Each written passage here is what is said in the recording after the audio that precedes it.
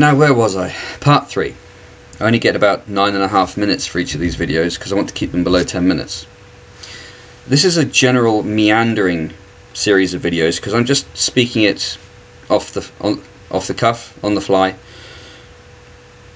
I know how things pretty much ought to be, especially in my own country. So Britain, for example, at the moment is literally under siege from within and from without. We had an empire, the greatest empire the world has ever known. And, frankly, it was backed by the people whom I'm complaining about. We have to accept that. The British people did the work, and we earned that empire, but we were financially backed by the very people who have pulled this fraud upon us and tried to take over and hijack our nation, which was essentially their plan. That's what they've always done as a people. That's how they work. It's how they operate. Now, frankly, you can't be too reactionary in this regard. You have to have a balance between your own pride and ego and rational understanding of the way the world works.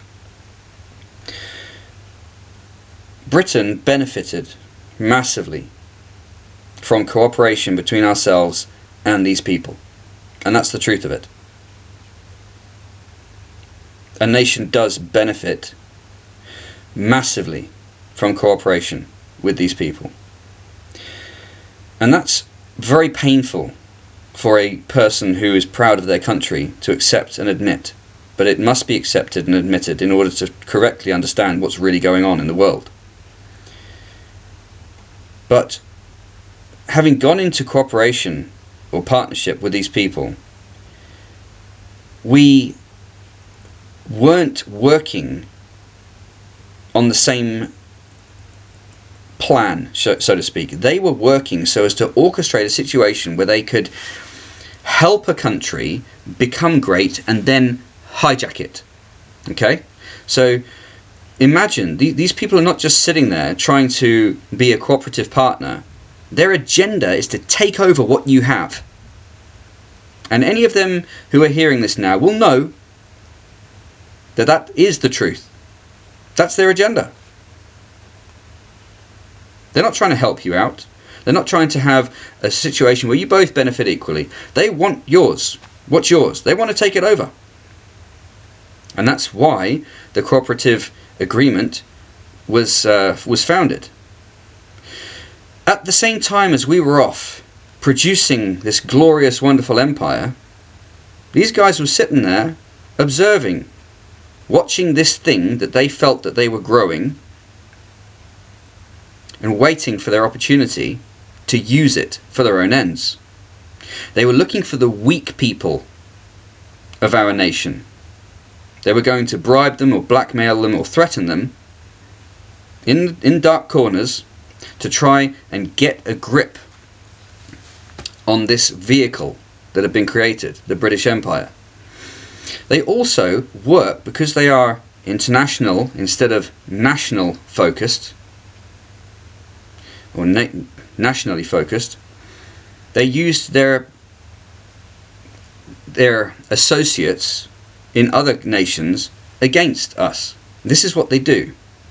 They play different people against each other. They are focused on manipulation. We aren't. We don't have to. We consider ourselves to be a homogeneous nation. And imagine nowadays, with all of the rampant immigration, which is orchestrated by these same people, imagine how much of an attack that is upon our national identity. It's massive. We are told through our own occupied media, controlled media, oh no, you can't say anything against people who are migrating here. It's all wonderful. It's all rosy. No, it is. These people are being used as weapons against our national identity. They simply are. As individuals, lovely, wonderful people, most of them, I'm quite sure. And they are using the opportunity presented to them to come and improve their incomes, but their own country is in a mess. Why? Because, frankly, Britain is not strong. A lot of these people are coming to our country because they have historical ties to our country, which were imperial. When we were running their countries, or the countries we established in those lands, things were organised and orderly. Now, we will also be told by our same media, run by these people who are against us, oh, it was all oppression, it was all exploitation, it was all terrible, blah, blah, blah, blah. And they'll try and make you feel guilty.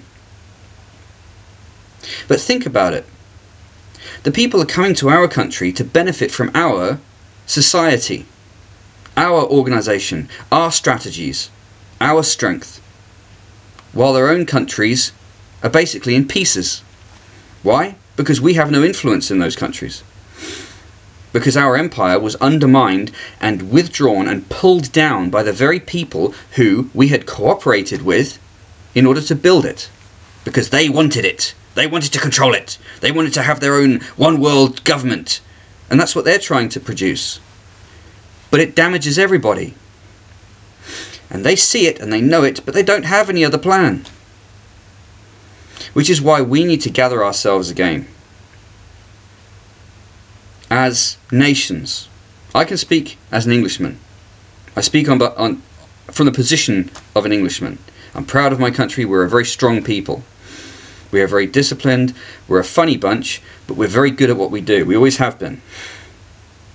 But we need to gather ourselves again. Now, I don't like this, but it is a fair point to suggest that perhaps cooperation with the folk I'm talking about is necessary.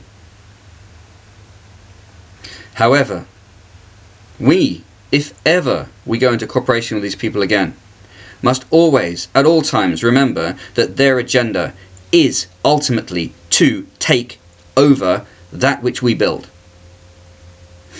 That puts us in a bit of a weird situation. To sit across the table from people, negotiating with them, knowing that they don't have our advancement in mind. I can't understand how that would possibly produce a fruitful outcome. They would more than likely want to tally up or work with our opponents. Fine, so be it, but I would prefer we openly understand what's going on, because at the moment we have a disgusting, dissolved mess of a world because of what these people are doing. And I think we're much better off if we know what the heck is going on and we can see it for what it is. The lies and the deceit are going to have to be put away. And that, again, is a big threat to these people. They are very, very frightened of it because they rely upon those lies and those deceits to survive.